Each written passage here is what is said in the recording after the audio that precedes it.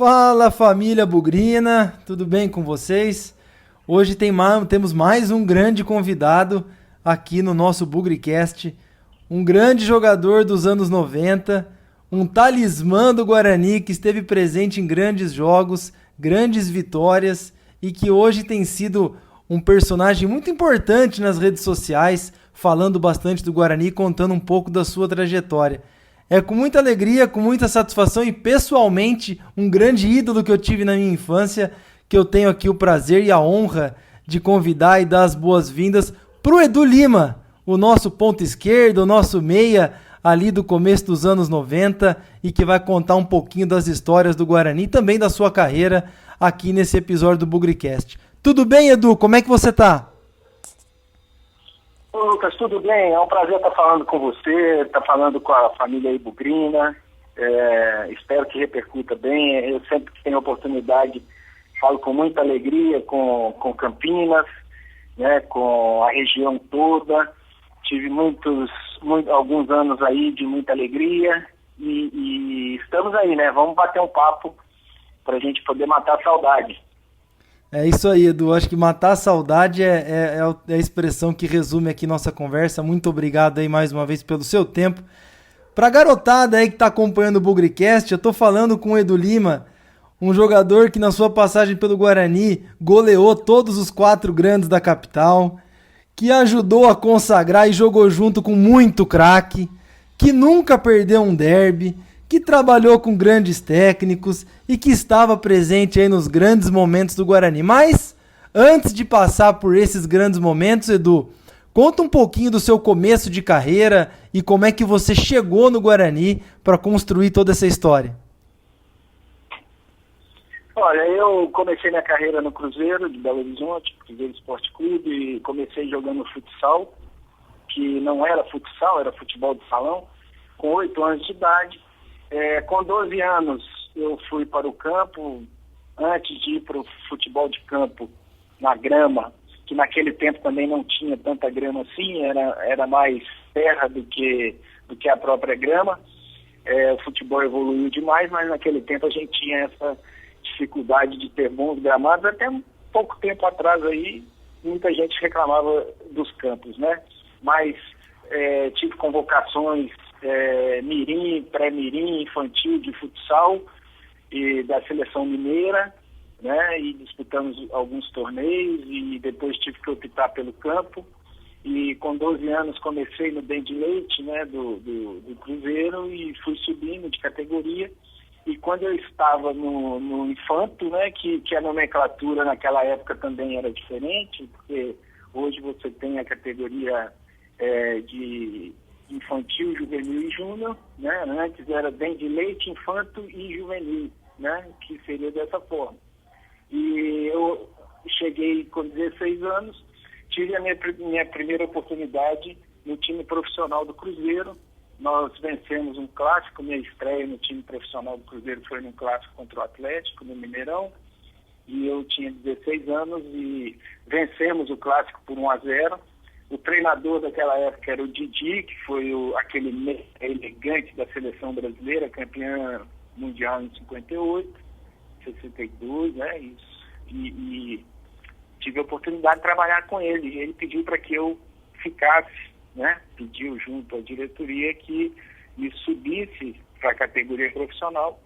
E com 16 anos lá estava eu no time profissional do Cruzeiro. E fiquei até o ano de 85, quando me transferi para o Vitória da Bahia, onde fiquei conhecendo a minha esposa, estamos casados até hoje, né? Estamos juntos. Então foi uma fase assim, que depois do Vitória também tive a oportunidade de jogar no rival, né? No Bahia, e aí uma programação, Lucas, que demanda mais tempo para poder conversar, porque minha transição de Vitória para o Bahia foi um tanto quanto polêmica, questão do passe, né? Vitória acabou perdendo meu passe e o Bahia, politicamente também, porque eu estava passando uma fase boa, era um jogador jovem, de muito futuro, o Bahia investiu na minha contratação e como eu precisava jogar, eu aceitei de pronto uma proposta. O Bahia, naquela época, tinha uma estrutura muito maior do que a do Vitória. Hoje o Vitória tem uma estrutura fantástica também, né? Então, são 2 centros de treinamento fabulosos. Mas, do Bahia, eu fui para o Internacional de Porto Alegre. Tinha ficado 7 anos fora de Belo Horizonte. Meus pais moram em Belo Horizonte, né?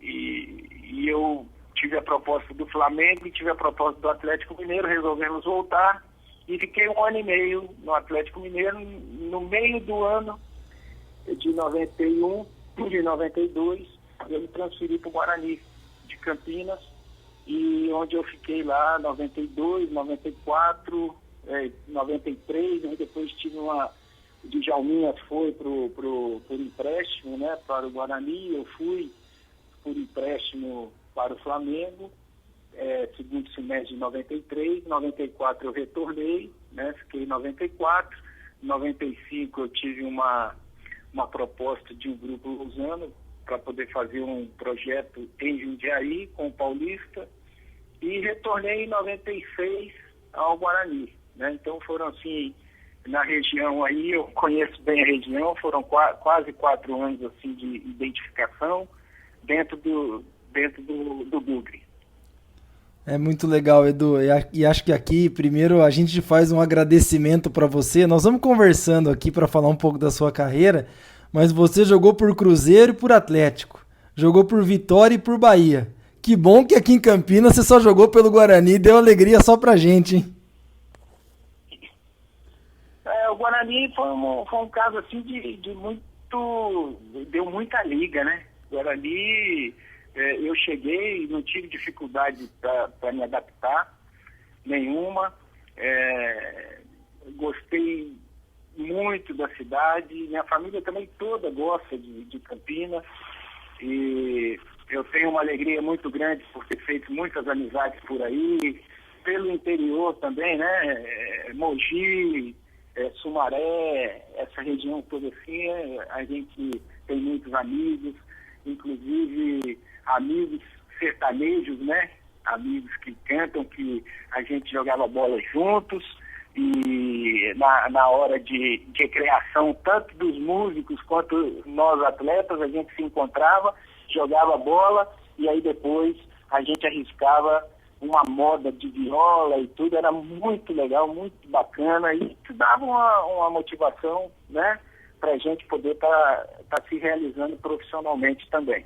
O Guarani tinha uma estrutura de formação de base tremenda, né? Vieram grandes garotos para poder se unir aos jogadores mais experimentados, e nós tivemos assim, em 92 começou, e em 94 principalmente, acho que foi o auge desse trabalho, aparecendo aí vários jogadores, o Guarani sendo campeão da Copa São Paulo, né? E a gente trabalhando junto, né, com essa garotada, e vendo o futuro no Amoroso, Luizão, Pitarelli, uma série de outros jogadores que seria injusto eu ficar lembrando aqui e esquecer de alguns, né? Mas esses jogadores marcaram muito, e eu fiquei feliz de ter participado, né, de ser uma peça dessa engrenagem aí para o Guarani e feito uma parte da minha história profissional no clube. E aí nessa parte da sua engrenagem, de toda essa trajetória do Guarani, né? A gente volta lá para o ano de 92, como você disse, é o seu início no Guarani, o Campeonato Paulista. O Guarani fez uma campanha espetacular. Eu tenho aqui o seu primeiro gol no dia 2 de agosto de 92, uma vitória sobre 2-1, uma vitória por 2-1 sobre o Juventus, lá na Rua Javari.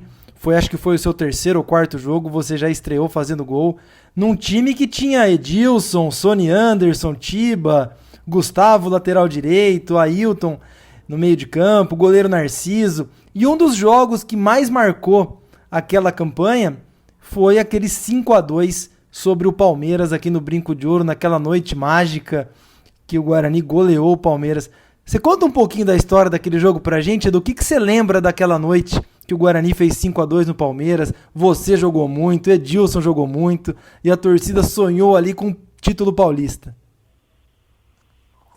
Olha, aquele jogo lá, só de falar eu me arrepio todo, que aquele dia deu tudo certo. Lembrando assim um pouquinho que a minha estreia foi justamente junto com o Edilson, no jogo pela manhã do Campeonato Paulista entre Guarani e Portuguesa no Canindé. Entendeu? Então foi um 0-0 assim, um sol muito quente, e depois nós tivemos a sequência desejada, né? Tivemos aí um trabalho que foi muito bem feito nesse tempo, né? Mas nós tivemos, esse jogo, sem dúvida, foi um dos jogos mais importantes, né? Um dos jogos mais alegres que nós fizemos, mais inspirados. Palmeiras estava naquele início de parceria com a fábrica italiana de laticínios, e aquilo ali também nos motivou, porque ali dentro nós conversávamos no vestiário que poderiam até ganhar da gente, mas que dentro do Brinco de Ouro isso aí seria muito difícil, teriam que correr demais. E nós pegamos essa ideia e fomos com ela ao longo da competição, e nessa noite foi uma noite muito interessante, porque nós começamos, o Guarani começou jogando muito bem, tivemos um primeiro gol que foi anulado pelo Wright, né? Ele deu impedimento do Fernando, uma falta que eu bati, e depois tivemos um pênalti a nosso favor, e eu chutei a bola na trave, e ela bateu nas costas do César, né? Que era o goleiro, e correu pela extensão da linha assim, não entrou, e eu botei a mão na cabeça naquela hora, falei, puxa vida, agora eu vou ter que correr dobrado. E aí o Palmeiras conseguiu fazer o primeiro gol, né? O Evaí fez 1-0, aí eu botei a mão na cabeça de novo, falei, agora eu vou ter que correr 33 vezes mais, porque eu perdi o pênalti, os caras estão ganhando de 1-0 e tal, e parece que essa concentração deu resultado, né? Porque nós tivemos ali um jogo, apesar dos erros iniciais, um jogo onde a responsabilidade a gente sabia que era nossa, de vencer dentro de casa. Colocamos em pauta aquilo que a gente tinha combinado, dentro do nosso planejamento de temporada, que ganharíamos em casa, tentaríamos nos jogos mais difíceis fora conseguir um ponto, né? Naquele tempo ainda era 2-1, né? Era 1 ponto por empate, 2 pontos por vitória, e aí era o cálculo que a gente fazia, e conseguimos nos dar bem, viramos o jogo, fomos superiores em todo o tempo, né? Parecia que o nosso time era um time muito mais experiente do que o Palmeiras, né? Que tinha tantos jogadores de seleção, né? Mas conseguimos ali terminar e fomos coroados, né? O Gustavo empata o jogo, depois 2 gols meus, 2 gols do Edilson, sem dúvida nenhuma, gols bonitos, gols muito bem trabalhados, e nós saímos daquele dia ali, aquela noite, né? Realizados pelo placar de 5-2. Para relembrar aqui aquela noite, Edu, eu tô com a escalação do Guarani: Marcos Garça no gol, Gustavo, Missinho, zagueiro, depois entrou André Beraldo, Fernando e Souza. Acho que Souza era um garoto das divisões de base, lateral esquerdo. No meio de campo, Valmir, Ailton e o Edilson. Na frente, Tiba, Raudinei, depois entrou o da Silva, que era um volante também da base, e o Edu Lima jogando ali de ponta esquerda, que fez os 2 últimos gols, o 4º e o 5º, todos treinados pelo Flamarion. Foi uma noite de praticamente 25 mil torcedores no Brinco de Ouro, e como o Edu falou, o Palmeiras já se formando aí com aquele time muito forte, com grande patrocínio, que já tinha o Evair, já tinha o Zinho, César Sampaio, Giancarlo, Mazinho, um time muito forte. E aí, Edu, a gente saiu daquela noite no Brinco de Ouro com muitas expectativas de, por que não, o Guarani poderia conquistar o seu primeiro título paulista. Faltavam ali 2 jogos, contra o Corinthians fora de casa e depois contra o Mojimirim para fechar. E o Guarani foi para Mojimirim com a faca e o queijo na mão para se classificar para a final, mas chegando lá em Mogi, perdeu de 1-0. O que aconteceu naquela tarde lá em Mojimirim, hein, Edu? Você consegue contar essa história pra gente? Aconteceu que funciona a mala, né? Funcionou a mala, né? Os caras injetaram, porque o Mogi, Era um time do Vadão, né? Um time com o Valber, Rivaldo, Leto, aquele Mojimirim, um Mojimirim que era considerado o carrossel ali, né, do interior. Então nós fomos para lá e ficou muito, o Mogi ficou muito à vontade, porque quem tinha que agredir era a gente. O Mogi não tinha mais nada, né? E, por exemplo, o Palmeiras jogava Palmeiras depois, né? Palmeiras e Corinthians, me parece, e São Paulo. Isso aí já foi no outro ano. Já foi no outro ano. Então, o Guarani estava sempre entre os 4 maiores de São Paulo nessas temporadas, né? Mas especificamente no caso do Mogi foi isso. Nós entramos com toda a determinação. O Mogi naquela época jogava com seus 3 zagueiros, né? Era um sistema revolucionário ali pelo Vadão, jogadores de defesa não tinham posicionamento fixo, e nós encontramos a dificuldade no aspecto de fazer um golzinho, né? Fazer um golzinho para poder passar essa fase. Mas foi um jogo muito disputado, o time do Mogi entrou, apesar de não ter perspectiva nenhuma no campeonato, mas entrou muito motivado, uma motivação diferenciada, né? E isso acontece no futebol. Não que nós não tenhamos entrado motivados, né? Mas foi uma experiência assim que diferente, né? Porque quando nós saímos lá de Mojimirim, saímos lá do campo, a gente saiu bastante triste, sabendo que a gente teve uma condição de chegar e não conseguimos. Coisas do futebol, né? Infelizmente, nesse momento as coisas não deram certo pro Guarani. E aí só para fechar, 92 então aqui, Edu, não sei se você tem essas estatísticas, eu levantei aqui, do 1992, Edu Lima, 25 jogos pelo Guarani, 10 gols, ali jogando um pouco mais como ponta esquerda, né? Um pouco mais aberto e oportunidade aí de fazer praticamente um gol a cada 2 jogos. Um bom começo, né? Acho que a torcida ficou muito animada aí com essa grande perna esquerda, fazedora de gols importantes e que já chegou mostrando um bom futebol pra gente. Edu... A gente tinha que chegar... Oi. Não, pode seguir. Não, a gente tinha que chegar, né? Eu, inclusive, lembro que quando eu estava no Atlético Mineiro, antes de ir pro Guarani, o último jogo do Campeonato Brasileiro foi entre Guarani de Campinas e Atlético Mineiro. E o Atlético ganhou do Guarani, acho que foi um gol do Edmar, né? Que jogou no Guarani também. A gente estava jogando juntos no Atlético e eu não joguei esse jogo. Eu estava em Campinas e não joguei esse jogo. E aí depois eu senti assim o ar, né? No ar, uma coisa gostosa, positiva, de que daria tudo certo. E a família se adaptou e aí jogar um campeonato paulista, jogando pelo Guarani, que já tinha aquela história toda, né? De capitão, o ponta direita daquele ataque tremendo com Careca, com Bozó. Capitão, eu tive a oportunidade de jogar com ele em 83 em Palmeiras, né?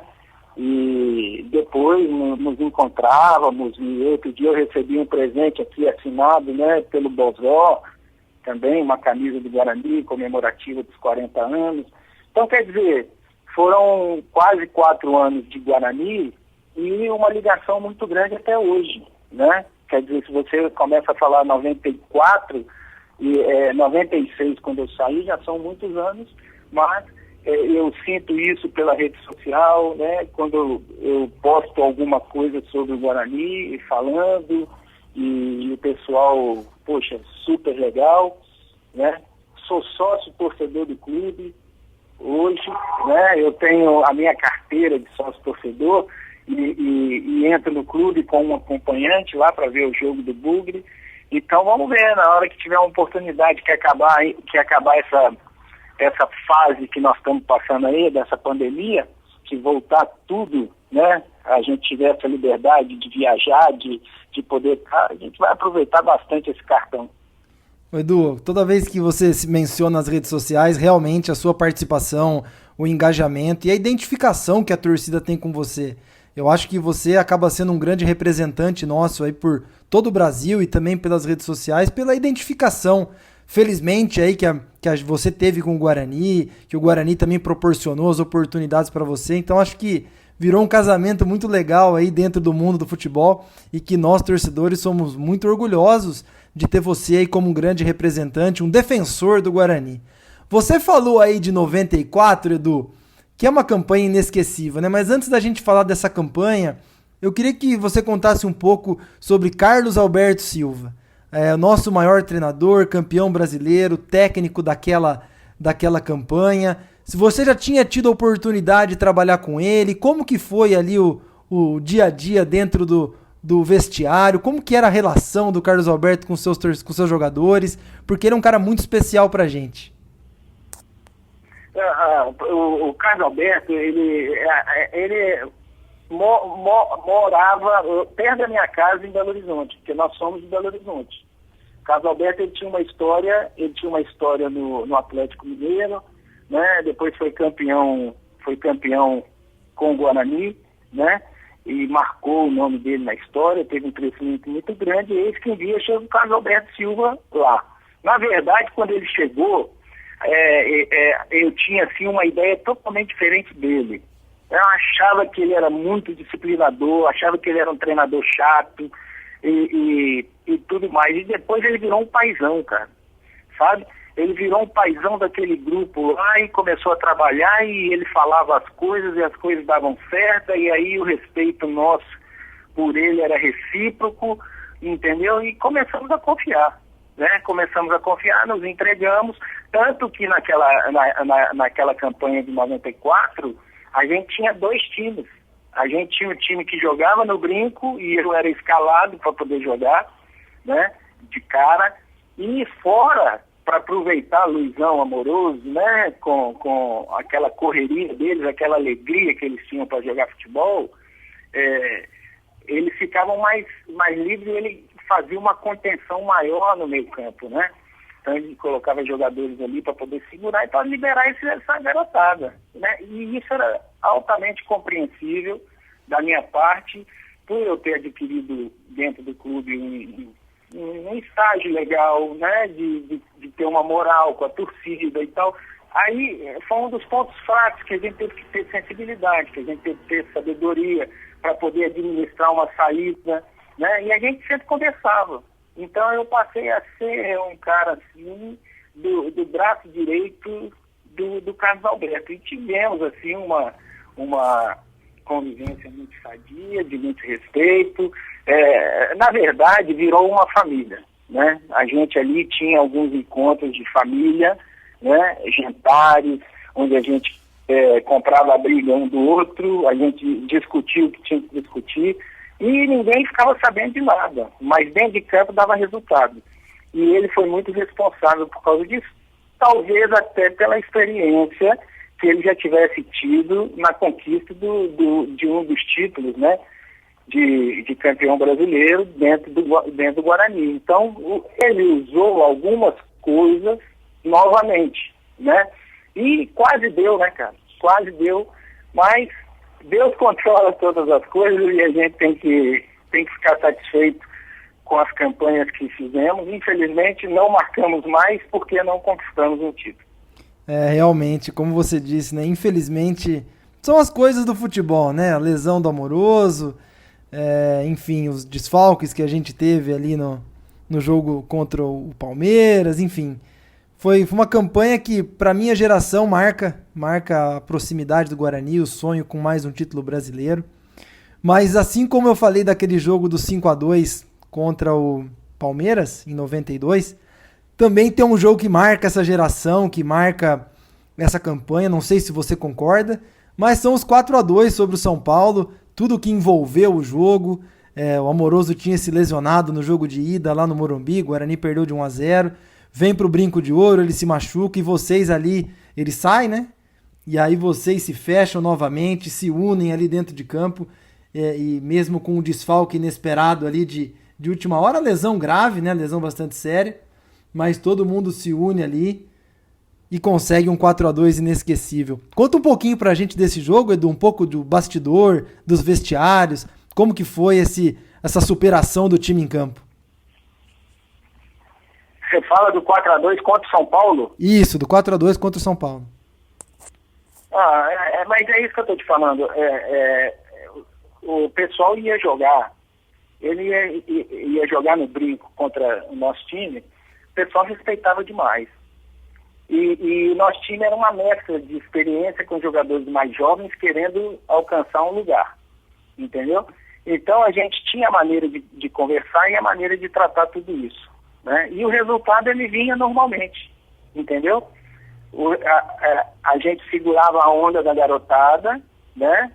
Porque você ser constante é muito melhor do que você conseguir resultados fantásticos e derrotas extraordinárias. Se é que a gente pode chamar derrotas de extraordinárias. Mas nós mantínhamos o mesmo padrão, nós mantínhamos o mesmo nível. E também, poxa, você disputar um campeonato onde tinha as maiores estrelas do futebol brasileiro na época, né? Jogadores, então era assim uma rivalidade sadia, né? Era um confronto onde a gente queria superar, como sendo um time do interior, campeão brasileiro, a gente queria superar os grandes, porque a gente sabia que ganhar deles, na casa deles também era muito difícil. Então a gente aliava essa experiência com a juventude e seguir em frente com as lideranças que nós tivemos ordenando do banco de reservas, né? O treinador, ele tinha autonomia, não tinha onda, né? Não tinha negócio de vão fazer corpo mole, não tem esse negócio, não tem, isso aí é papo furado, né? O que acontece é que deu liga o tempo inteiro. Tem clube que pode ter até uma condição melhor para você trabalhar, que você chega e não dá resultado. Nem que você espera e nem quem te contratou espera. Mas esses 4-2 repercute porque foi um jogo contra um grande, que também está numa fase, vinha ali, né, de grandes conquistas de mundiais, né, grandes patrocinadores, um baita de um treinador, né, um cara que botou os caras para jogarem um futebol muito bonito, e a gente, dentro das nossas limitações, tentamos chegar próximo. E quando você vence uma equipe que é campeã mundial dentro da sua casa, convencendo, e da maneira com que foi, aí fica muito gostoso e você fica mais motivado. Então nós entrávamos livres, leves, soltos em cada partida que a gente fazia, com confiança, porém com os pés no chão. Muito, muito interessante, né? O Guarani daquela tarde de 3 de dezembro de 94, Narciso, Marcinho, Cláudio, Jorge Luiz e Guilherme, Fernando, depois o Valdeir, Fábio Augusto, Sandoval e o Edu Lima. Na frente o Amoroso, que saiu logo no comecinho do jogo lesionado, e o Luizão. Edu, uma pergunta sua para você aí dentro de campo. Você chegou como um ponta esquerda, jogando ali mais aberto, e aqui nessa campanha de 94, é certo dizer que você já recuou um pouquinho mais, jogando como meia, construindo jogadas e aí servindo o Amoroso, servindo o Luizão? É certo falar isso? É verdade. Eu, na verdade, a partir da Copa de 94, houve uma mudança tática no futebol brasileiro, né? 4-4-2, né? E quando eu comecei a carreira, lá com os meus 16 anos, era o 4-3-3, principalmente os times grandes. Então, por exemplo, o Cruzeiro era considerado um time grande e ele não jogava com 5 homens no meio de jeito nenhum, a própria característica do clube. Então, eu aprendi que eu tenho que ser aquele ponta aberto, que faz as jogadas no mano a mano em cima de um lateral, de um marcador, mas que essa marcação é constante e que eu tenho que driblá-lo para poder chegar no meu objetivo, que é a linha de fundo, para colocar na cabeça do 9. Então, eu fui acostumado assim, como muitos aí, Paulo Egídio, Zé Sérgio, João Paulo, né? João Paulo dos Santos, Uri Geller do Flamengo. Esses caras, a gente tinha um espaço pequeno, recebia uma marcação individual e a gente tinha que se livrar do marcador para poder chegar no objetivo, que é a linha de fundo, levantar a cabecinha e não cruzar. Mas a gente tinha que passar para colocar o número 9 em condição de fazer gol, né? Passou o tempo, o jogo ficou mais corrido, os espaços diminuíram, e aí o que aconteceu? A qualidade e a experiência faz com que o treinador tenha o olho para poder observar ele. O Edu, ele já não tem mais a mesma velocidade que ele tinha, mas ele tem um bom passe. Então o cara me chamava, né, para poder conversar. Que tal você fazer essa função para mim? Vamos experimentar? Porque eu tive o privilégio de trabalhar com grandes treinadores. E eu tive a oportunidade de ouvi-los, aprendi muita coisa com eles. Um dia eu ainda vou ser técnico e vou usar muitas coisas que eles usaram quando eu jogava, né? Então, eles viraram e falaram assim, ó, você tem um bom passe, você não pode ficar de costa pro gol, porque você tem um chute e a gente tem que tirar proveito disso. Então é melhor você vir de trás para que você possa fazer 1-2, finalizar ou você colocar alguém na cara do gol. Enquanto isso, o lateral do seu lado vai passar e ele vai ter a prioridade também para receber essa bola na linha de fundo e você vai pelo rebote. Eu falei, ótimo, maravilhoso, porque eu não vou tomar pancada, não vou ter marcação individual, né? E vou ficar cavaleiro para jogar com meus companheiros, jogar de frente para o gol adversário. E aí fui me adaptando, foi uma questão de treino, uma questão de achar o posicionamento ali, e depois que achou, nós fomos embora e realmente, né? Pô, você vinha com o time todo, pegava essa bola de frente, você tinha a opção do lateral passando do seu lado, do lateral passando do lado contrário, e você tinha os dois atacantes nossos que não eram brincadeira, né? Você colocar os caras em condição de finalizar, eles matavam mesmo, eles faziam gols, né? Eram inteligentes, eram hábeis, né? Tinham uma visão tranquila do jogo, entendeu? Então não é à toa que conquistaram tudo que conquistaram na carreira deles. Então, é essa questão, às vezes você tem que privilegiar uns em detrimento de outros dentro da qualidade que cada um tem pro conjunto. É importante destacar essa mudança dentro do próprio Guarani, né? Do Edu ponta esquerda pro Edu meia, mais criador de jogada. E aí passou 94, você contou aqui pra gente, né, Edu? Você foi pra um projeto lá em Jundiaí e voltou no Campeonato Brasileiro de 96, foi isso? Exatamente. Eu tinha um contrato lá feito de 2 anos, tinha um projeto, e a gente tinha sido no Guarani terceiro colocado no Brasileiro e no Campeonato Paulista, né? Em 94. E, poxa, eu recebi essa proposta. O Paulista de Jundiaí tinha muitos anos que não disputava a primeira divisão. E foi feito um planejamento, o projeto era muito bom, né? Inclusive ele, Carlos, né, que nos deixou essa semana passada, era um dos gestores lá, junto com o Pascoal, que já tinha sido, Pascoal da Lozano, que já tinha sido, durante os anos que eu cheguei, 92, 93, 94, já tinha sido patrocinador do Guarani também, né? Ele me chamou para uma conversa e eu conversei com o Beto, né, Beto Zini, na época presidente do Guarani. Seria um desafio para minha carreira.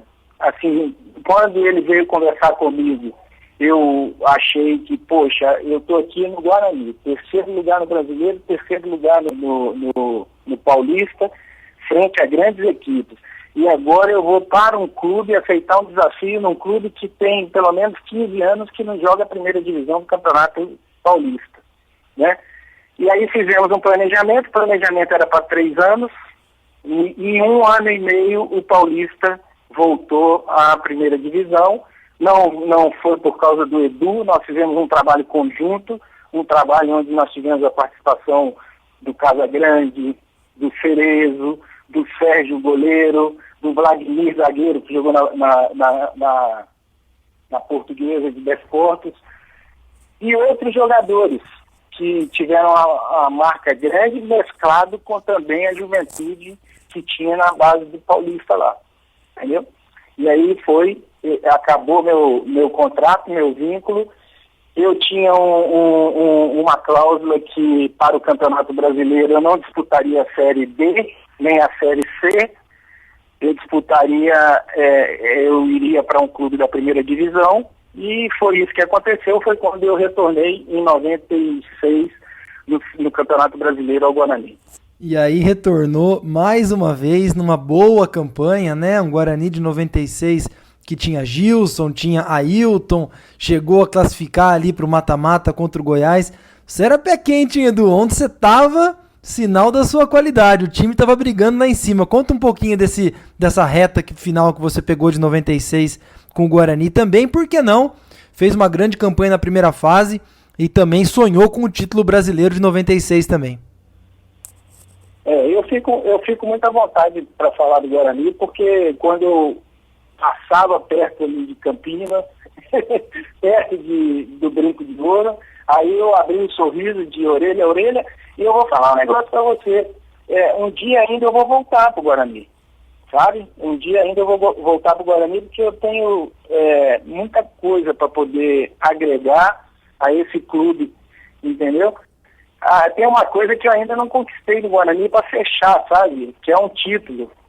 E eu ainda tenho esse sonho de retornar ao Guarani, ser campeão no Guarani, para poder fazer assim, realmente, puxa vida, fechou a história, né? Sou um cara realizado vestindo a camisa do Guarani, não deu como jogador, quem sabe dá como um profissional ligado ao futebol, né? Ali, mas enfim, 96 foi consequência, né? A gente já fazia por música, né? A gente já passava a experiência para quem chegava. Você falou do Ailton, foi um dos melhores atacantes daquele ano do futebol brasileiro, e a gente tinha uma defesa sólida, uma defesa que tinha uma proteção muito grande ali na frente, e na hora que saía rápido tinha Gilson com a velocidade que era um espanto, Ailton da mesma forma, visualizava bem o gol, finalizava bem também, né? Então eram as peças montadas. E isso aí tem um detalhe interessante. Eu vi na minha carreira toda, poucos presidentes entenderem de futebol como o seu Beto. O seu Beto, ele sentava com a gente e tudo que a gente conversava entre nós jogadores,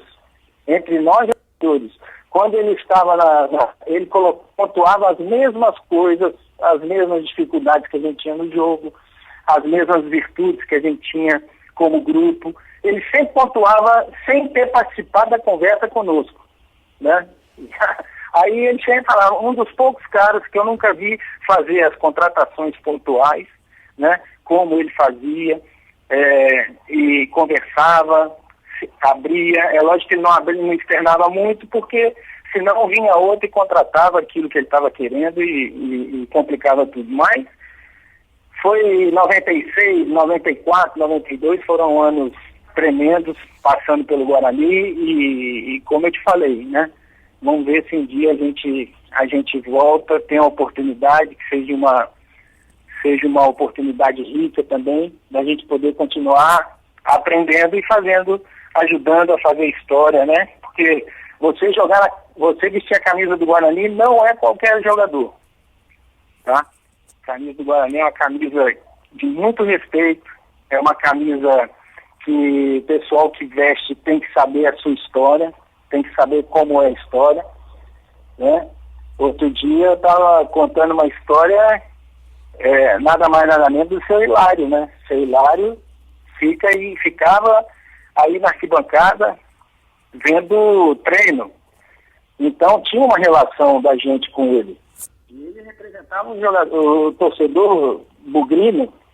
Então a gente tinha o tempo de parar lá, conversar, como que ele estava olhando de fora. Então essa integração, ela sempre houve da nossa parte. Por isso que talvez a gente tenha tido assim tanto sucesso vestindo a camisa do Guarani, porque era integrado, né? Era diretoria, jogadores, família de jogadores, torcedores, aqueles que realmente... E aí as maçãs podres, elas foram saindo. Elas não eram mandadas em frente, elas iam saindo porque, pô, aqui não é para mim.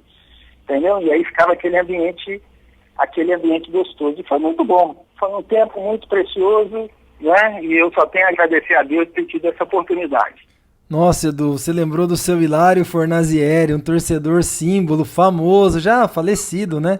Mas que não perdia um momento do Guarani. Que bacana você se lembrar dele. Acho que nem todo mundo que tá ouvindo a gente aqui conhece, ouviu falar no seu Hilário, mas ele era presença garantida em todo jogo, em todo treino, um grande bugrino. Edu, do Guarani você foi pra onde já aí no finalzinho da sua carreira? Não, eu só quero, depois você me lembra essa pergunta que você fez, mas eu quero falar uma coisa sobre o seu Hilário. O seu Hilário, ele viu os treinos todos lá, e teve, de um tempo para cá, foi um tempo de 93, 94, os treinamentos eram feitos, os treinamentos físicos, principalmente, eles eram feitos de forma comum, ou seja, todos faziam o mesmo treinamento. De um tempo para outro, houve uma evolução da parte física, fisiologia, e o pessoal começou, né? Aí tem o Godoy, que ficava lá na fisiologia do clube, levando os dados, né, de cada jogador. Aí começou aquela questão do frequencímetro, né, da marcação por computador, que hoje em dia os caras até jogam com aquilo assim, fica aqui na nuca do cara, né? O cara bota a camisa por cima ali, é um relógio que marca quantos quilômetros o cara corre. Então isso aí o Guarani já tinha lá naquela época. E a gente fazia os treinamentos individualizados. O cara era lateral, ele tinha que fazer mais velocidade, ele tinha que correr mais. O cara de meio de campo, ele tinha que ter mais resistência. Então os treinamentos, eles foram individualizados, né? Por posição. E teve gente que estava treinando lá no brinco, coisa, então estava o grupo todo treinando e cada um fazendo, e, por exemplo, eu fazia um treino que era mais curto, porém de maior intensidade, né? E o cara que era volante, vamos lá pegar o Fernando, né, que era um volante, era de mais resistência, Valmir, Fernando, os caras corriam mais em volta do campo, né, numa intensidade menor, porque eles precisavam de resistência. E aí, quando a gente acabava o treino, a gente já descia pro vestiário, tomava um banho, saía, seu Hilário um dia me pegou lá fora. Vem cá, por que você está treinando tão pouco assim? Olha só! Aí eu virei pra ele, seu Hilário, é porque agora eles estão individualizando o treinamento. Então, por exemplo, eu sou um ponta que eu uso um pouco da velocidade e um pouco de espaço. Eu não preciso de correr 100 metros. Então, agora, o cara que é do meio lá, que está lá no campo debaixo do sol treinando até agora, é o cara que carrega o piano no bom sentido, é o cara que tem que ter resistência. Aí ele pegou e sorriu para mim e falou assim, então tá liberado. Aí eu peguei e fui embora. Mas então, quer dizer, tinha essas coisas, né, que aconteciam, e que você ia para casa e falava assim, puxa vida, quando eu vesti essa camisa, tem aquele senhor lá que me parou e que eu tenho que dar resposta para ele, entendeu? Porque eu sei que quando perde ele fica triste, mas quando ganha ele fica numa alegria danada, e aí ele vai entrando alegre em casa, a esposa dele vai ficar alegre, o neto vai ficar alegre, e todo mundo vai ser alegre. Então, isso motivava demais a gente.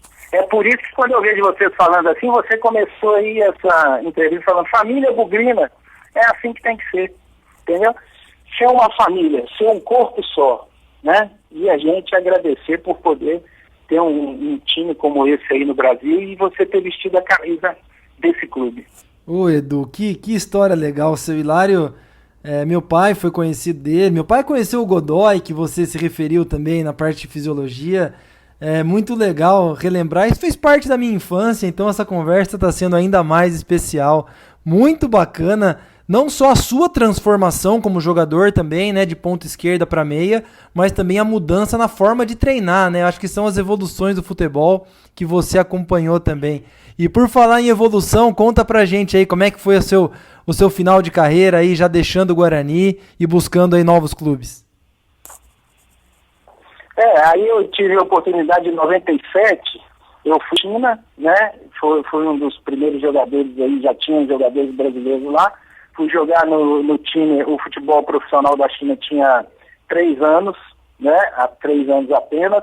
E o time que eu fui contratado, Até pelo Guarani, eu não sei se você vai lembrar que a seleção da China, que disputou a Copa de 2002, ela ficou praticamente fazendo toda uma temporada treinando no Guarani, né? Treinando aí em Campinas, no Brinco de Ouro, e ficou treinando. E era a base desse time, né? Era a base do Dalian. E chegou 97, eu tive a oportunidade de ir para lá, mas tinha algumas coisas que na chegada lá, por termos contratuais, não me agradou muito, e eu acabei retornando ao Brasil antes do término do contrato, né? E a diferença é muito grande de alimentação, de clima, né? Para você ter uma ideia, a cidade do meu time lá no inverno, eu cheguei lá, estava 24 graus abaixo de zero. Meu então, Deus do céu. Muito frio, muita dificuldade, mas foi uma experiência assim, pessoal enriquecedora. E aí depois quando eu cheguei, eu já estava muito cansado e tudo, isso aí foi em 97, e eu tive uma proposta logo do Ceará, né? Eu tive uma proposta e fui jogar lá o Brasil, campeonato cearense, ganhamos o campeonato cearense, montou um time lá, era Copa do Brasil, Copa do Nordeste e campeonato cearense, né? E aí eu fiquei o primeiro semestre jogando lá, e no final de 97, no segundo semestre de 97, eu fiquei 3 meses já sem jogar. Aquele negócio do preconceito, né? O cara chega dos 30 para cima, aí começa, já não vira moeda de troca. Então ele só vai gastar, o clube só vai gastar com ele. Então o pessoal prefere trazer o garoto da base para poder colocar como investimento. E aí foi ficando reduzido o espaço, aquele negócio todo, mas mesmo assim, no mês de agosto, setembro, o Jair Pereira tinha assumido o Bahia, eu estava em Salvador, nos encontramos na praia, ele tinha sido meu treinador na seleção brasileira de júnior, e perguntou se eu não queria, o Bahia passando por uma dificuldade tremenda, e faltavam alguns jogos, ainda dava para inscrever, ele perguntou se eu não queria ajudá-lo, e aí eu, acabei topando, né? Fui para o Bahia, e terminando esse ano, fiquei sem contrato novamente, aí apareceu o União São João de Araras, né? União São João de Araras, eu conversei com a minha esposa, falei, olha, eu vou tentar, esse ano é um ano de Copa do Mundo, o Campeonato Paulista vai ser menor, e aí eu vou, conforme for, chega depois do Campeonato Paulista, eu pego e aposento, e penduro a chuteira. E foi o que aconteceu. Disputei o Paulista de 98, depois teve a Copa da França, e aí eu resolvi parar e comecei a estudar e fazer as coisas que eu não tive tempo para fazer enquanto jogava. Ah, legal que você conseguiu aí conciliar também o que te faltava na vida. E o que você tá fazendo hoje, Edu? Conta pra gente aí qual tem sido a sua rotina, como que você fez aí nesse período, continuou no futebol, eu vi aí que você também tem uma participação na imprensa, como é que tem sido aí o seu dia a dia? Eu estudei muito, eu hoje tenho meu CREF, né, Conselho Federal de Educação Física, eu tenho o meu registro na ABRACE, né, Associação Brasileira dos Cronistas Esportivos, para poder estar comentando o jogo, fazendo rádio, televisão, né? Mas eu dei um tempo agora, porque eu tenho um compromisso, eu fui convidado para fazer um trabalho, uma obra com 5 comunidades carentes em Salvador, e a gente usa a ferramenta do esporte como evangelismo, né?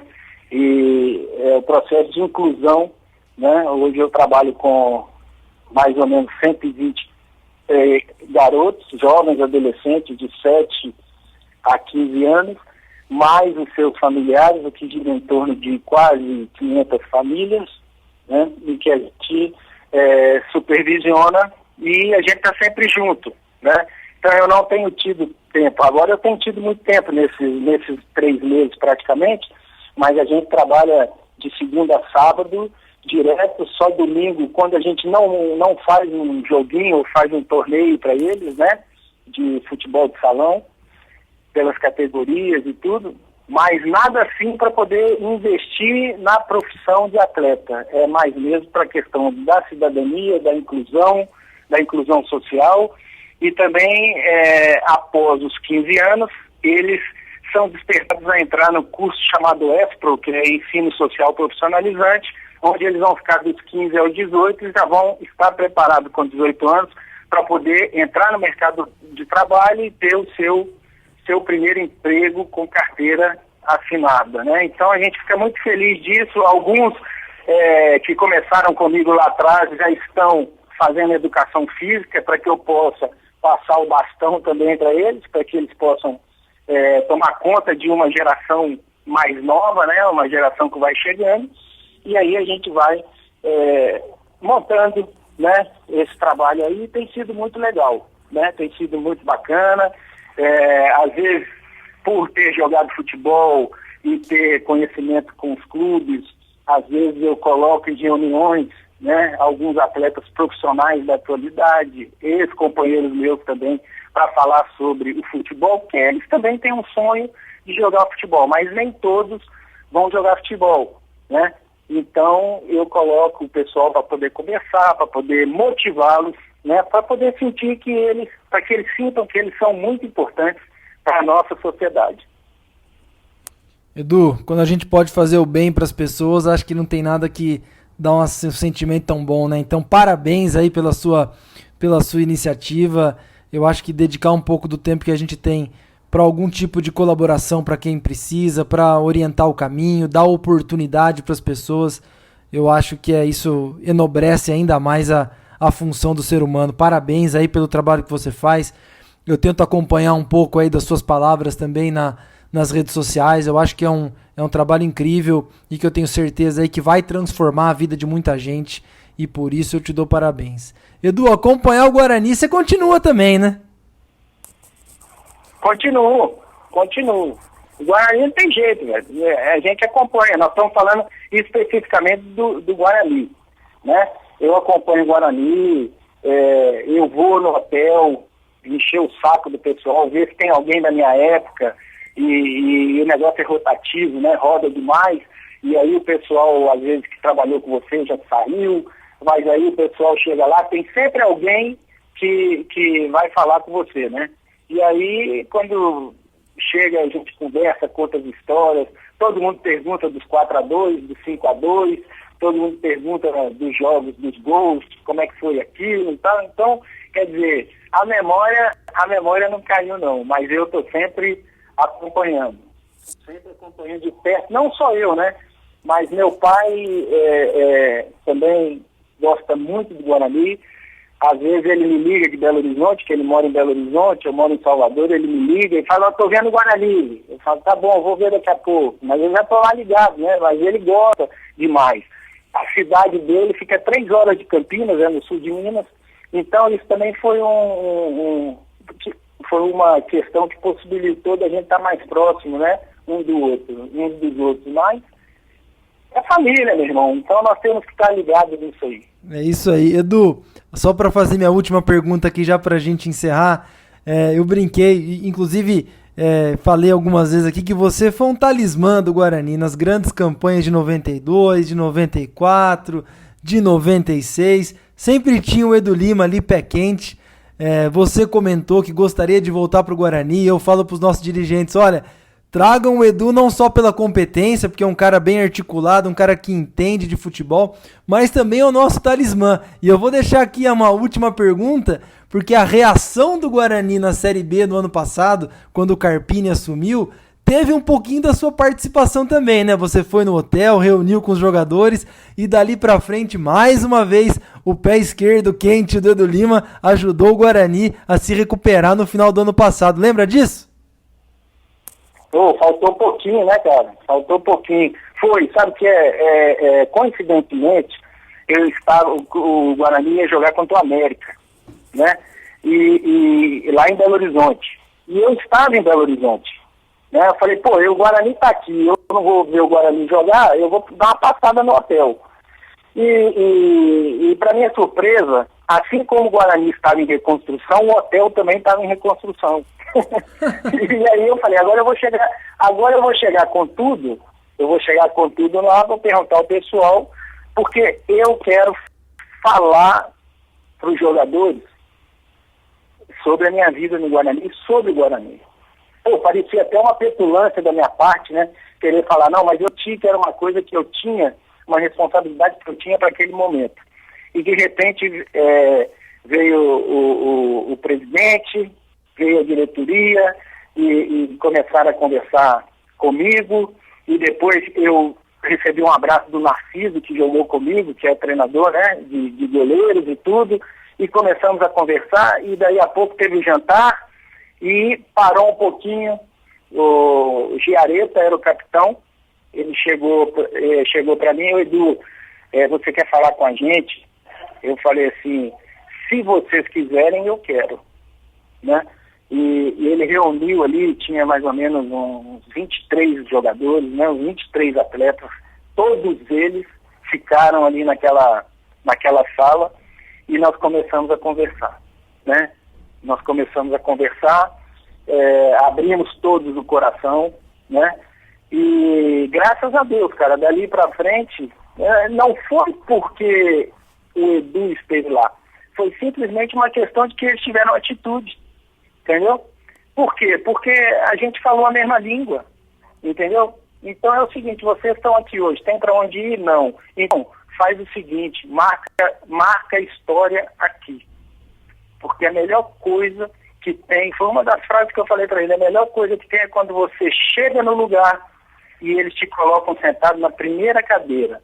É diferente de quando você chega, senta na primeira cadeira e eles pedem para você ir para trás, porque tem chegando gente mais importante do que você. Então, parece que eles pegaram esse viés aí, deram as mãos, né, e se comprometeram em fazer o melhor de cada um, né. Então,